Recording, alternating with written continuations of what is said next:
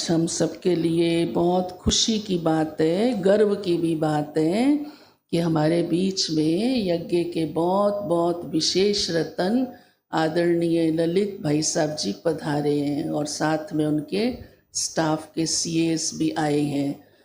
बहुत खुशी होती है जब यज्ञ के ऐसे विशेष रतन, जिम्मेवार, आधार स्तंभ बाबा के घर में तो पहुंचते हैं, लेकिन हमको सन्मुख मिलने का मौका मिलता है। हाँ, ये भी हम सबका सौभाग्य है, पांडव भवन वासियों का विशेष। बाबा का ये ऐसा स्थान है जो दादियों की यादगार भी है और विशेष। वैसे भी बाबा ने जिस उम्मीदों से बनवाया तो इसकी महिमा भी बाबा ने बहुत समय प्रति समय अव्यक्त मुरलियों में की हुई है। तो ये हम सब का सौभाग्य है।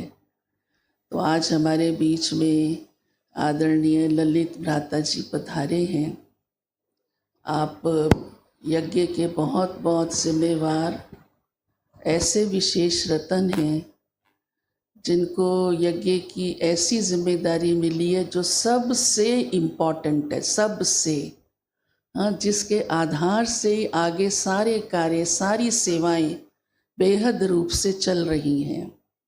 और आप सब ने भ्राता जी को देखा भी होगा, नाम भी सुना होगा, अक्सर सभी पहचानते ही हैं क्योंकि आपकी सेवाएं ही इतनी बेहद की हैं।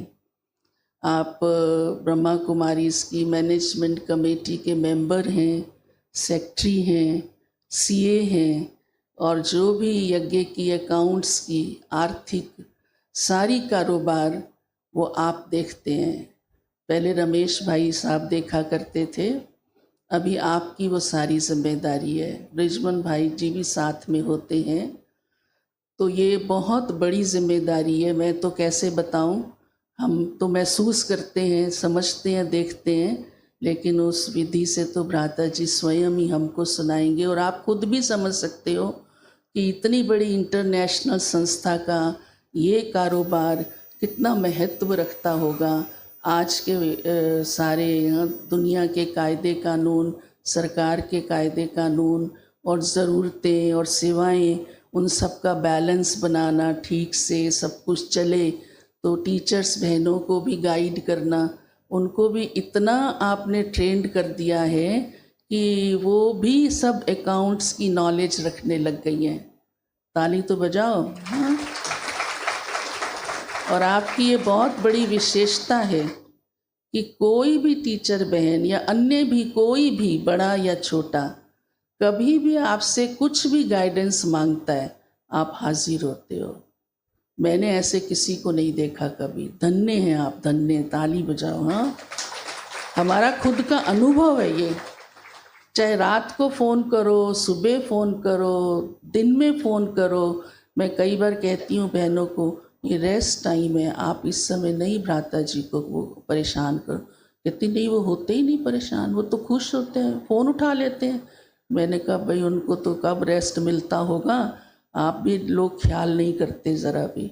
मतलब इतना बैंक में खड़े हैं, हाँ 3 बजे का टाइम है, वहाँ से भाई साहब को तंग कर रहे हैं, भाई साहब ये बताओ, ये बताओ, ये प्रॉब्लम है, ये प्रॉब्लम है। तो कितनी आपके अंदर बाबा ने तो खजानों से भरपूर है और ऐसी वर्षा करेंगे जो सब निहाल हो जाएंगे फटाफट। तो बहनें जो हाँ इतना सब कुछ समझ रही हैं तो कारोबार इजी हो जाती है, तो उसका सारा श्रेय आपके ऊपर जाता है। और आप में इतनी धैर्यता, इतनी समाने की शक्ति, इतनी निर्णय शक्ति कि क्विक डिसीज़न देना, ये सब बहुत मायने रखता है, बहुत महत्व है। ऐसी बाबा ने आपके अंदर खूबियाँ भरी हैं। तो बाबा भी कहता है ना, पात्र आत्मा जल्दी ग्रहण कर लेती है। तो ऑलरेडी जिस आत्मा के अंदर वो क्वालिटीज़ होती हैं तो बाबा उस हिसाब से उनको निमित्त भी बना देते हैं। और इतना ही नहीं, आप तो अभी सीएस के जो भी ये फाइनेंशियल ऑफिशियल्स होते हैं, उनके भी बड़े बड़े कार्यक्रम कर रहे हैं, उनकी कॉन्फ्रेंस, सेमिनार आदि आदि भी, और जूरिस्ट में भी आपका रोल है ही है, वो सेवाएं भी आप करते हैं। तो ऐसी आप विशेष आत्माएं हैं। इसके साथ अन्य भी कई सेवाएं आपकी हैं। गुजरात में आपने राजी खुशी भवन के, और दूसरा कौन सा क्या जी, वो आप सुनाएंगे, मेरे को नाम भूल रहे हैं। तो उन सब का भी इतना अच्छा जिम्मेदारी से आपने किया है कारोबार, जो कितनी आत्माओं को राहत मिल गई है। तो इस प्रकार से आपकी बेहद सेवाएं, और देश विदेश में भी जाना, अपने अनुभवों का, एक्सपीरियंस का शेयर करना, और उनको तपस्या की बातें, कंसंट्रेशन की बातें इतनी अच्छी आप सुनाते हैं, जो सबको हल्का कर देते हैं, ईजी कर देते हैं कि बाबा की याद और सेवाओं का हम आत्माओं को कैसे पुरुषारत करना है। तो इस प्रकार से आज हम सबके लिए ये बड़ी खुशी की और भाग्य की बात है, आप हमारे बीच में पहुँचे, और पहुँचे भी कुछ विशेष कार्य अर्थ हैं, वो स्वयं ही भ्राता जी सुनाएंगे। आज इतना सब नहीं तो हम बहुतों को और भी इकट्ठा करते, पर सब कुछ अचानक ही हुआ, और वर्किंग डे भी है, फिर भी हम सबको इतना लाभ मिल रहा है, और बाकी ऑनलाइन भी सुन रहे होंगे, वो भी लाभ लेते रहेंगे। तो बहुत ज़ोरदार तालियों से, अच्छी तरह ताली बजा के हम हृदय के उद्गार रख रहे हैं। और आपके साथ हमारी भाषा बहन और मानसी बहन और कृष्णा भाई, ये भी सीएज हैं, और आपके डिपार्टमेंट को बहुत अच्छी तरह ये भुजाएं हैं आपकी, क्योंकि भुजाओं से ही जल्दी कार्य होता है। और आप देखते हैं, इसीलिए भक्ति मार्ग में सभी देवी देवताओं को कुछ ना कुछ किसको भुजा, किसको वो हाथी का वो मिला ही हुआ है। तो आपने अपना ऐसा साथियों को कहेंगे ट्रेनिंग दी है कि हर कारोबार क्विक टाइम पर फटाफट हो जाए। तो मैं भाषा बहन का और मानसी बहन का और कृष्णा भाई का भी आप सब जोरदार ताली बजाकर बहुत बहुत स्वागत कीजिए।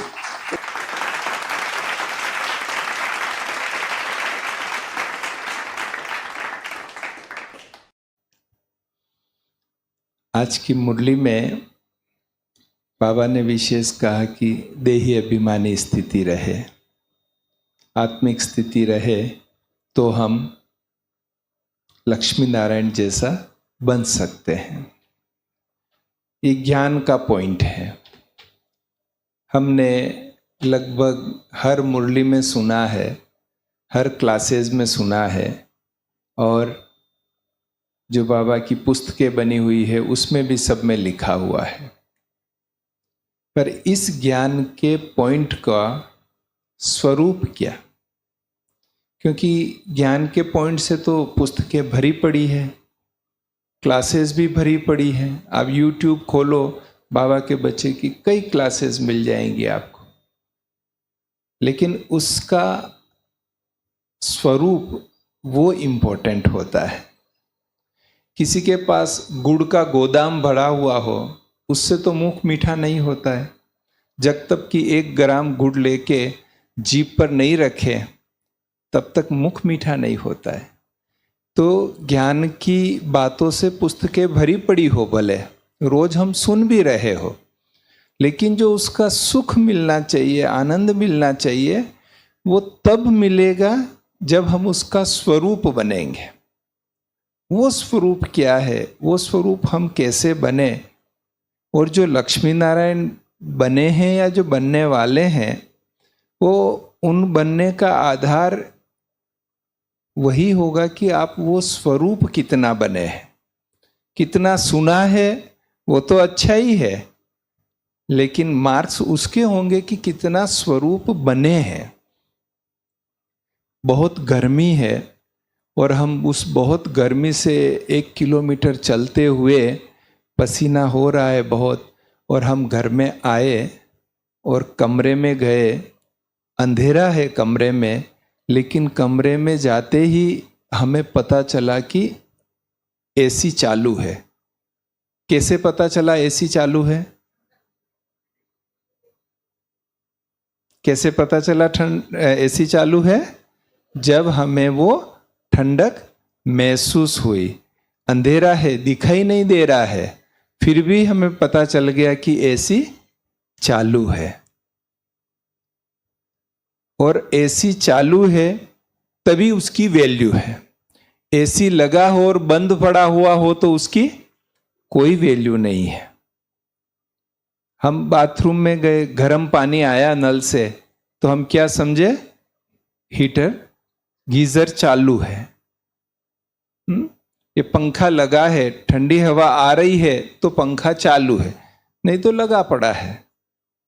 तो ऐसे ही सभी शरीरधारी आत्माएं तो हैं ही हैं, 700-800 करोड़ सभी शरीरधारी आत्माएं हैं, मनुष्य आत्माएं। लेकिन उसमें आत्मिक स्थिति वाली कौन? बाबा कहता है आत्मिक स्थिति में स्थित हो।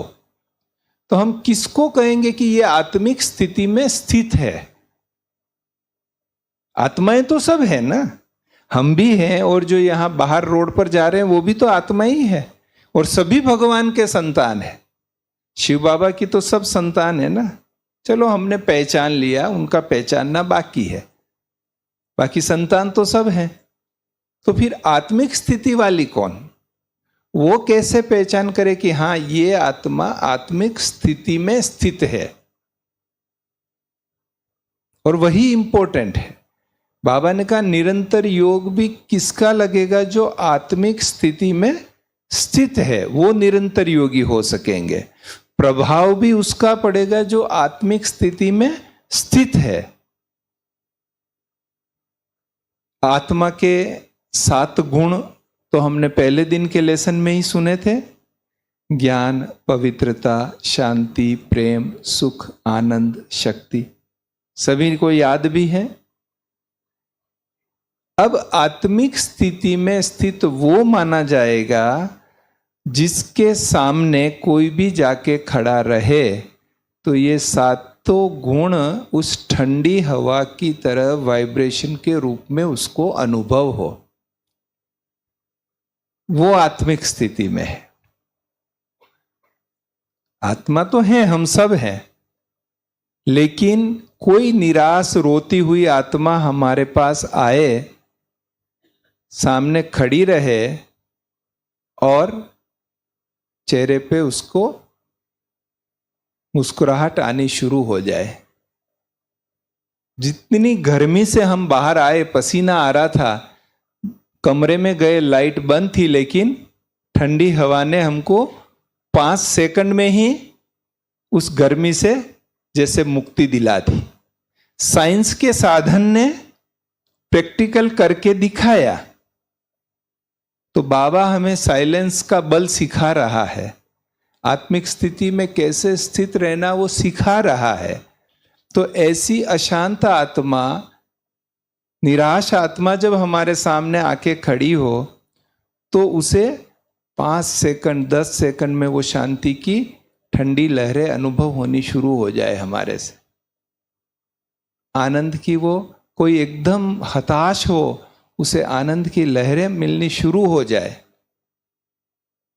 कंफ्यूज्ड हो, मन में द्वंद्व चल रहा हो, महाभारत चल रहा हो, हमारे सामने आते ही 2 शब्द हमारे मुंह से निकले और उसका कंफ्यूजन दूर हो जाए। वो हुआ ज्ञान का प्रैक्टिकल स्वरूप, जो बाबा हमें प्रैक्टिकल बना रहे हैं और जो हमको बनना है। दादी जानकी जी क्लासेस में बहुत बार कहती थी कि कोई आपके सामने आए तो वह अशरीरी बन जाए।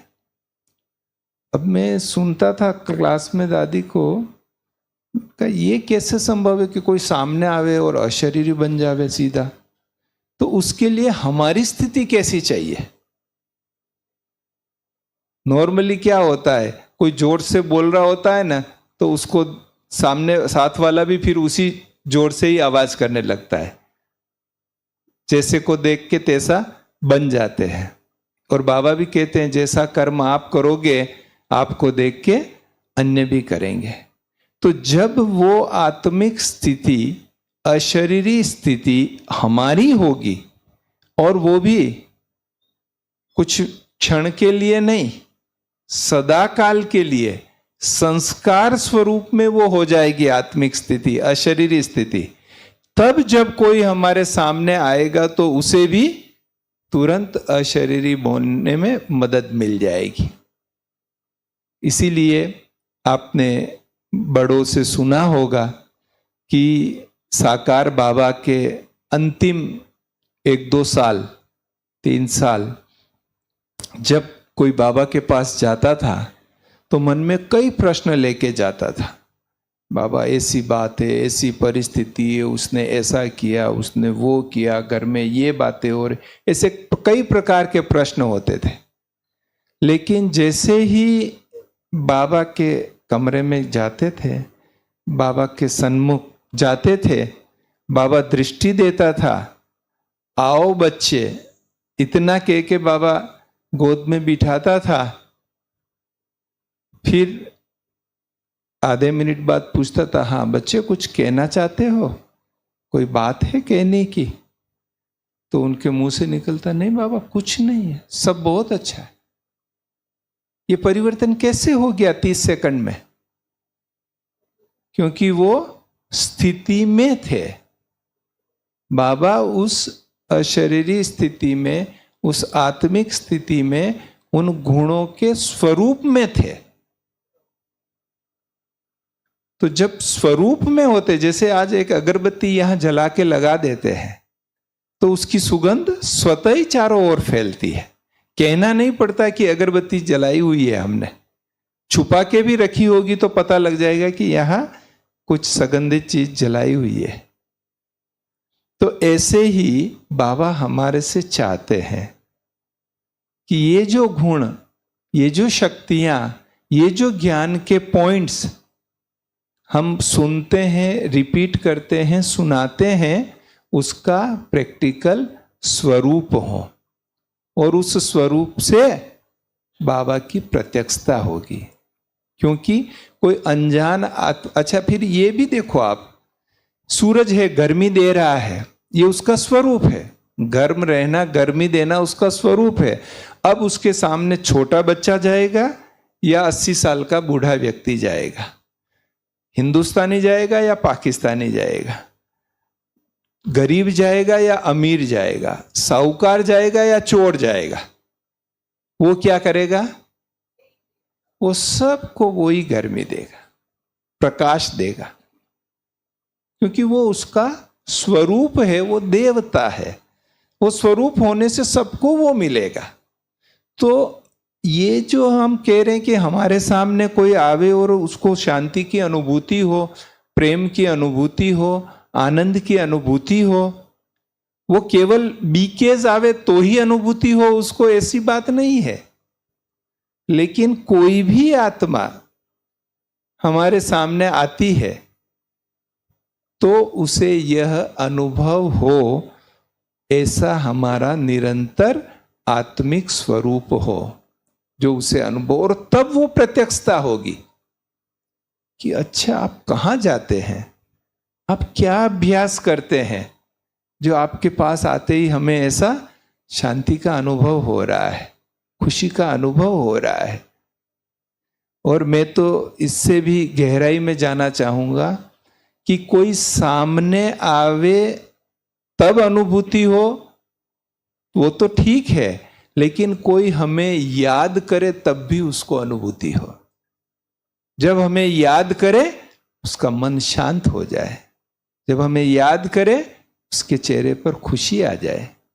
मैं जब बहुत भक्ति करता था तो कोई लक्ष्य तो ऐसा बाद में जाके लक्ष्य बना कि मुझे परमात्मा का साक्षात्कार करना है, लेकिन उसके पहले जब मैं बहुत भक्ति कर रहा था तो फिर एक ही मन में लक्ष्य था कि जब कोई भी भविष्य में मेरे सामने आएगा ना तो उसे भगवान याद आ जावे, बस ये मन में लक्ष्य था कि जब कोई मेरे को देखे या मेरी बात करे या मेरी चर्चा कहीं पर भी हो तो मैं नहीं हूं, लेकिन उनको भगवान याद आ जावे, कि मुझे ऐसा अपना जीवन बनाना है कि भगवान याद आ जावे।